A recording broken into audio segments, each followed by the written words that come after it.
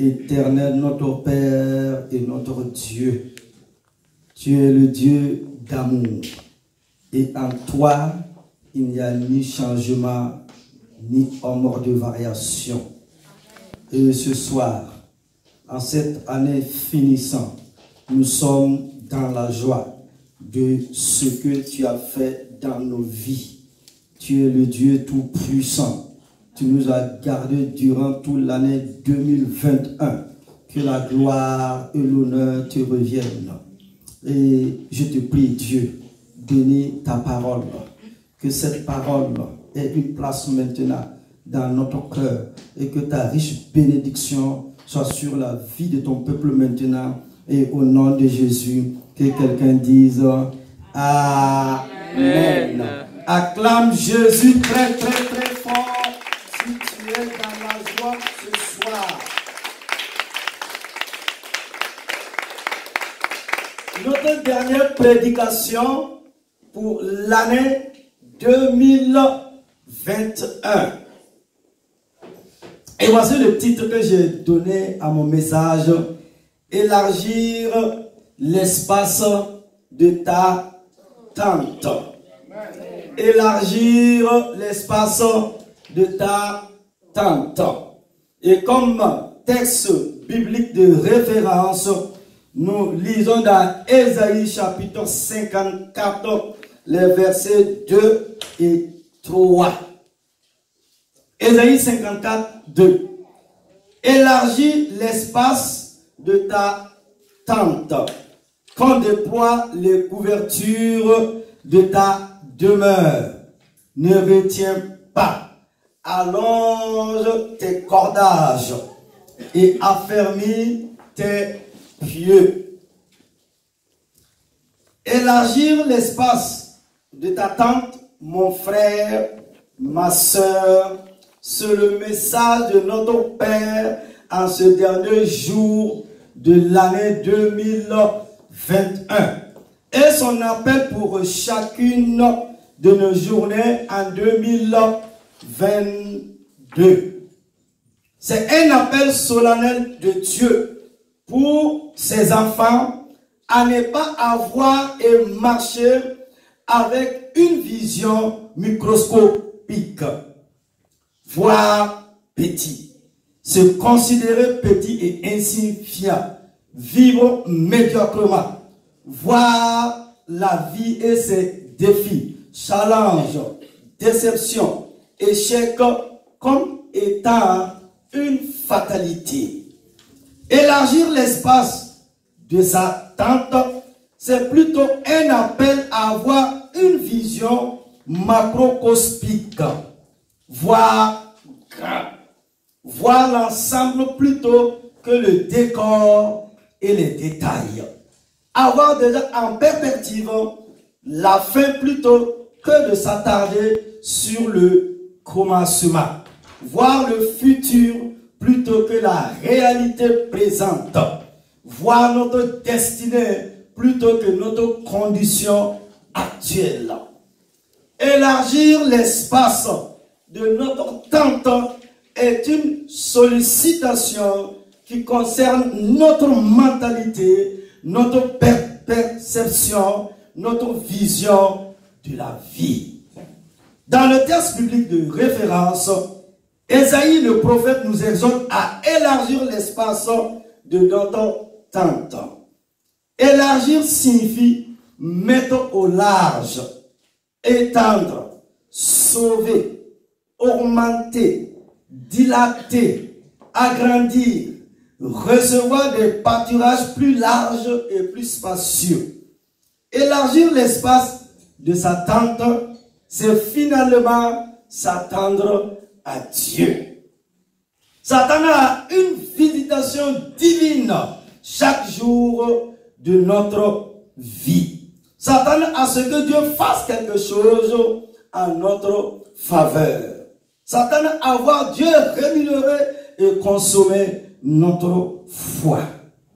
Cette attente se fera bien entendu dans une attitude, la foi. Nous le voyons dans Ésaïe chapitre 30 verset 15. Car ainsi a parlé le Seigneur l'Éternel, le Saint d'Israël. C'est dans la tranquillité et le repos que sera votre salut. C'est dans le calme et la confiance que sera votre force. Et dans Lamentation au chapitre 3, verset 26, il est dit encore, il est bon d'entendre en silence le secours de l'Éternel.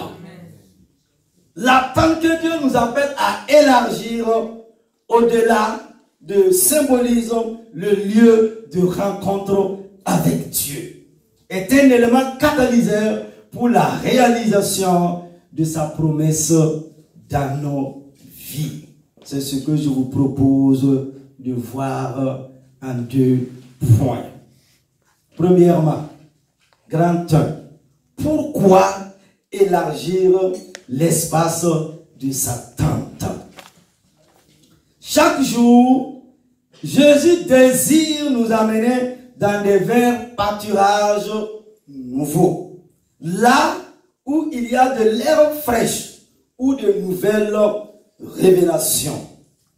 Souvent, nous nous contentons du connu plutôt que de nous laisser conduire vers l'inconnu. Pourtant, Jésus se présente comme le bon berger qui marche devant nous. Il choisit lui-même ce qui nous convient. Bien sûr, il nous laisse libres de l'accepter ou de le refuser. Nous nous contentons du connu car nous aimons rester dans la plaine, alors qu'il souhaite nous entraîner à gravir la montagne où il a préparé une table à la face de nos ennemis. En faisant le choix de demeurer dans la plaine, nous pouvons passer à côté de ce qu'il a prévu pour nous. Ta tante ou ma tante nous rappelle la tente d'assignation ou de la rencontre selon Exode au chapitre 25, verset 22. C'est là que je me rencontrerai avec toi, du haut du propitiatoire, entre les 2 chérubins placés sur l'arche du témoignage. Je te donnerai tous mes ordres pour les enfants d'Israël. La tente de la rencontre désigne le lieu d'habitation de Dieu venu habiter parmi les hommes. C'est la tente de la rencontre que notre Dieu nous demande d'élargir. Pas dans le but de lui offrir un espace plus important afin de l'accueillir, car aucun espace géographique ne suffit pour le contenir. C'est notre cœur qui l'intéresse et il désire nous communiquer plus de sa personne, de son royaume, de son amour à chacun d'entre nous. Élargir l'espace de ta tente, dit le prophète Ésaïe. Son invitation est audacieuse alors que plane le découragement. Elle demande de se présenter joyeusement et sans tarder au futur que Dieu ouvre à son peuple. Un futur plein de promesses et de risques par foi. Pour cela, Ésaïe sous-entend qu'il faut envisager de changer, refuser de s'enfermer dans la répétition de ce qui a été fait, de ce que nous connaissons. Dieu le dit plus nettement dans Ésaïe 43, verset 19. Voici que je vais faire du neuf qui déjà bourgeonne. Ne le voyez-vous pas? Recevoir cette parole nous bouscule alors même que nous avons parfois l'impression d'être délaissés. Élargir l'espace de notre tente peut être défini comme étant le fait d'avoir de nouvelles dispositions. C'est aussi le fait d'opérer un ou des changements en ayant désormais les regards fixés sur le Seigneur et sur ce qu'il nous a dit. Élargir l'espace de notre tente, c'est dans le sens d'élargir, agrandir, accroître et étendre nos limites. L'élargissement vient lorsque l'espace devient restreint pour contenir les choses à venir, pour contenir ce que Dieu veut faire pour nous, pour contenir ses promesses à notre égard. Dans le spirituel, le diable se plaît à nous limiter et essaie de nous faire croire que Dieu n'a rien d'autre à nous offrir. Il est nécessaire de briser ces murs d'enfermement qui nous confinent et nous maintiennent dans des pensées limitées où nous ne pourrons pas mettre en valeur les talents que Dieu dépose dans chacune de nos vies.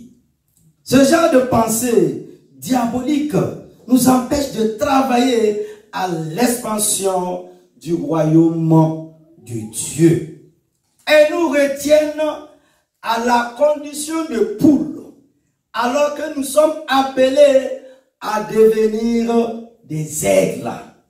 Ces pensées nous empêchent de déployer pleinement nos ailes dans toute leur envergure. Plus nos ailes sont déployées, plus il est facile de tenir dans les hautes altitudes pour la marche ou le vol dans le Saint-Esprit.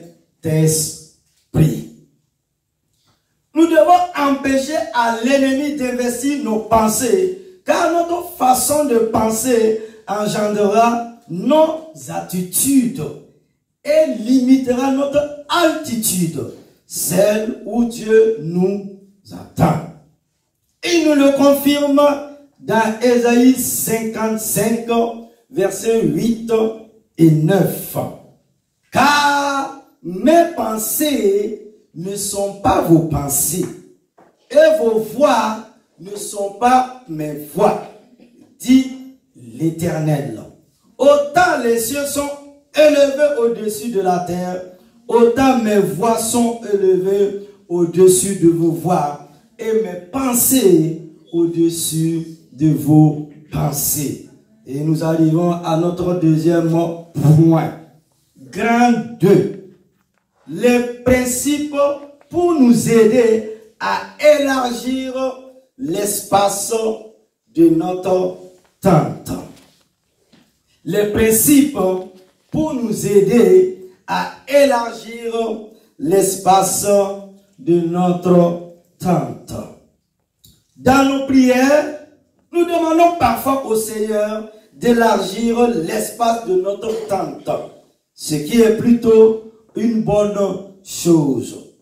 Cependant, élargir l'espace de notre tente suppose d'obéir à un certain nombre de principes. Principe 1. Pour élargir l'espace de sa tente, il nous faut passer à l'autre bord.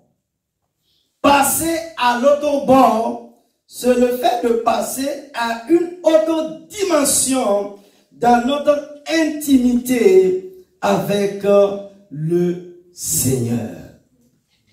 Passer à l'autre bord, c'est le fait de ne pas se contenter de ce que nous connaissons, faisons et voyons au quotidien. C'est aussi le fait d'expérimenter une autre facette de ce que le Seigneur est capable de faire dans nos vies. Pour vivre de nouvelles expériences, Jésus, le Maître, a demandé à ses disciples de passer à l'autre bord. aussi longtemps que nous ne passerons pas à l'autre bord, il y aura des miracles que nous ne vivrons jamais. Passer à l'autre bord nous permettra de découvrir d'autres facettes ou dimensions du Seigneur. Aujourd'hui, plusieurs d'entre nous sommes à un stade où nous stagnons juste parce que nous contentons du niveau auquel nous sommes. Et voici ce que la Bible nous dit. Dans Marc au chapitre 4, versets 35 et 36. Ce même jour, sur le soir, Jésus leur dit, passons à l'autre bord. Après avoir renvoyé la foule, il l'amenait dans la barque où il se trouvait. Il y avait aussi d'autres barques avec lui. Principe 2. Pour élargir l'espace de sa tente, il nous faut connaître véritablement le Dieu que nous servons. Les disciples étaient toujours avec le Maître Jésus et le voyaient accomplir beaucoup de miracles, guérissant les malades, les paralytiques, les lépreux, multipliant pain et poisson. Malgré les miracles, ces derniers ne connaissaient pas réellement le Maître Jésus-Christ de Nazareth. Nous le voyons dans Marc au chapitre 4, verset 41. Ils furent saisis d'une grande frayeur et ils se dirent les uns aux autres, quel est donc celui-ci à qui obéissent même le vent et la mer? Waouh! Il fallait qu'il s'élève un grand tourbillon pour que les disciples découvrent que rien n'est impossible au Maître Jésus. Cette question est valable pour nous également. Connaissons-nous réellement le Dieu que nous servons? La bonne nouvelle, c'est que le Seigneur n'est pas limité en quoi que ce soit. Cependant, nous pouvons le limiter. Car si nous voulons que le Seigneur ne soit pas capable de faire une chose, il ne le fera pas. Je pense que la détresse des disciples était liée au fait qu'ils ne connaissaient pas ce que le Seigneur était capable de faire. Lisons Marc au chapitre 4, verset 38. Et lui, Jésus, il dormait à la poupée sur le coussin. Ils le réveillèrent, c'est-à-dire les disciples Pierre, Jacques et Jean, et lui dirent, Maître, ne t'inquiètes-tu pas de ce que nous périssons?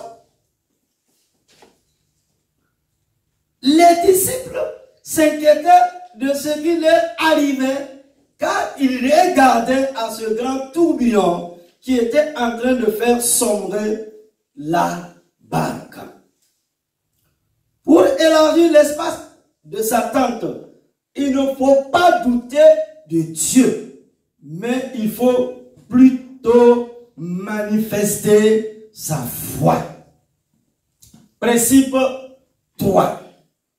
Élargir l'espace de sa tente, il faut s'éloigner de la foule.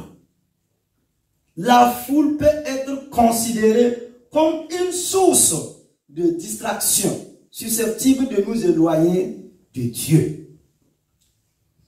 Marc 4, 35 nous dit, ce même jour, sur le soir, Jésus leur dit, passons à l'autre bord. Après avoir renvoyé la foule, ils l'amenèrent dans la barque où il se trouvait. Il y avait aussi d'autres barques avec lui. Principe 4. Pour élargir l'espace de sa tente, il faut être un intime du Seigneur. Nous ne pouvons prétendre élargir l'espace de notre tente si nous ne sommes pas des intimes du Seigneur. Si nous voulons être intimes du Seigneur, cela signifie que nous devons aimer le Seigneur et sa parole. Et voici ce que Jésus nous dit. Si vous m'aimez, gardez mes commandements. Jean au chapitre 14, verset 15. Jésus dit ici à ses disciples, si vous m'aimez, moi, Jésus, gardez mes commandements et mes enseignements. Si nous voulons être intimes du Seigneur, cela signifie que nous devons être des imitateurs de Christ. Et voici ce que l'apôtre Paul nous dit dans 1 Corinthiens au chapitre 11, verset 1. Soyez mes imitateurs comme je le suis moi-même de Christ. Oh, alléluia. L'apôtre Paul nous dit ici, soyez mes imitateurs comme je le suis moi-même de Christ. Si nous voulons être intimes du Seigneur, cela signifie que nous devons être des modèles et des exemples à suivre en tout temps et pour tout. Cinquièmement, principe 5. Pour élargir l'espace de sa tente, il ne faut pas craindre la tempête, les épreuves et les difficultés. 5. Cinquième principe. Pour élargir l'espace de ta tente, il ne faut pas craindre la tempête, les épreuves et les difficultés. Les épreuves font partie de la vie du chrétien et elles ne viennent pas pour nous détruire, mais plutôt nous enseigner et nous faire passer à une nouvelle dimension plus élevée. Nous pouvons considérer la situation que les disciples ont vécue comme une épreuve, difficulté. Marc chapitre 4, verset 37. La Bible dit quoi? Il se leva un grand tourbillon et les flots se jetaient dans la barque au point qu'elle se remplissait déjà. Quand bien même Jésus était dans la barque avec ses disciples, cela n'a empêché en aucun cas qu'il se lève un grand tourbillon. La présence de Dieu dans notre vie n'empêchera jamais les épreuves. Mais avec Dieu, nous aurons toujours la victoire. Jean 16, 33. Je vous ai dit ces choses, afin que vous ayez la paix en moi. Vous aurez des tribulations dans ce monde. Mais prenez courage. J'ai vaincu le monde. Jésus dit vous aurez des tribulations, des difficultés, des angoisses, des situations de tout genre. Mais prenez courage. Moi, Jésus, j'ai vaincu le monde. J'ai vaincu Satan. J'ai vaincu les démons. J'ai vaincu l'enfer. Et je vous ai donné l'autorité à mon nom de marcher sur les serpents, sur les scorpions et sur toute la puissance de l'ennemi. Et rien ne pourra vous nuire. Amen. Oh, alléluia. Jésus dit, passons où? À l'autre bord. Oh, alléluia. En cette nouvelle année qui s'annonce, mon frère, ma soeur, Dieu t'invite, Dieu t'appelle à passer à l'autre bord. Parce qu'à l'autre bord, il y a l'exaucement. À l'autre bord, il y a la guérison. À l'autre bord, il y a le miracle. À l'autre bord, il y a la manifestation de la révélation de Dieu. À l'autre bord, tu auras une intimité avec ton Dieu. À l'autre bord, c'est les signes, les miracles et les prodiges. À l'autre bord, tu verras la manifestation de la personne de Jésus-Christ de Nazareth. À l'autre bord, tu réaliseras que Jésus tient parole. Amen. Jésus dit à Pierre, à Jacques et à Jean, passons à l'autre bord. Waouh! Il y a quelqu'un aussi qui a entendu, Satan aussi a entendu. Le prophète Jérémie dit quoi? Il a dit quoi à Israël? Jérémie au chapitre 1, verset 12. Dieu veille sur sa parole pour l'exécuter. Dieu, quand il a parlé sur ta vie, Dieu veille sur ce qu'il a dit pour l'accomplir. C'est Jésus lui-même qui nous invite. Il dit, passons à l'autre bord. Et ce jour-là, hein, ce même soir, Jésus était dans la barque avec ses disciples. Jésus croyait à sa propre parole. Oh, alléluia.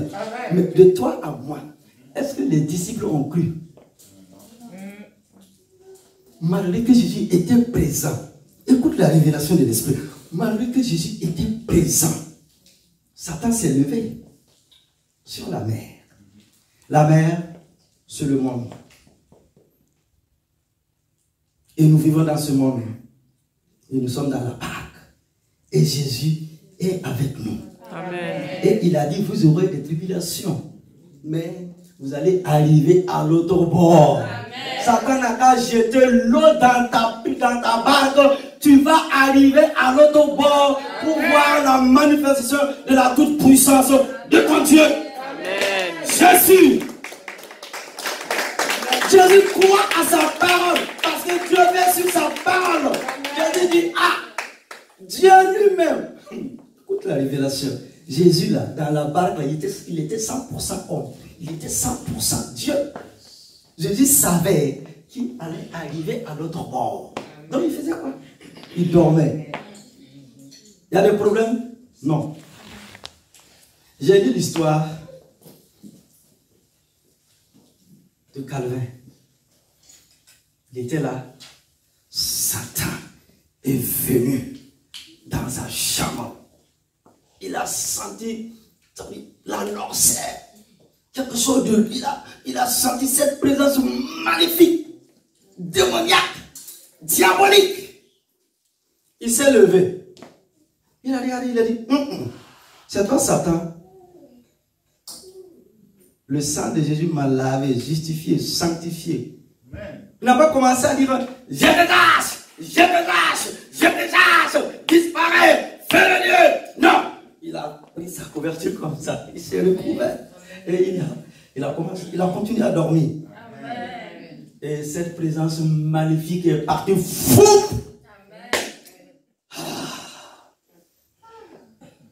La présence de Dieu dans la vie de l'enfant de Dieu. Quand il y a eu la tempête, quand l'eau s'est levée, malgré qu'ils ont vu le miracle. Vous savez, Pierre est venu dire, mais Jésus, hey, c'est ce que nous faisons au Seigneur. Jésus, tu ne t'inquiètes pas de ce que nous périssons. Jésus, tu ne vois pas le problème là. Nous, on est en train de mourir. Ça ne va pas, Seigneur. Nous sommes en train de passer par le couloir de la mort. Et toi qui es là, tu dors. Tu ne t'inquiètes pas. La Bible dit quoi? C'est un réveillé. Et Jésus a parlé à l'eau. Il a parlé à la mer. Cela veut dire quoi, ma soeur?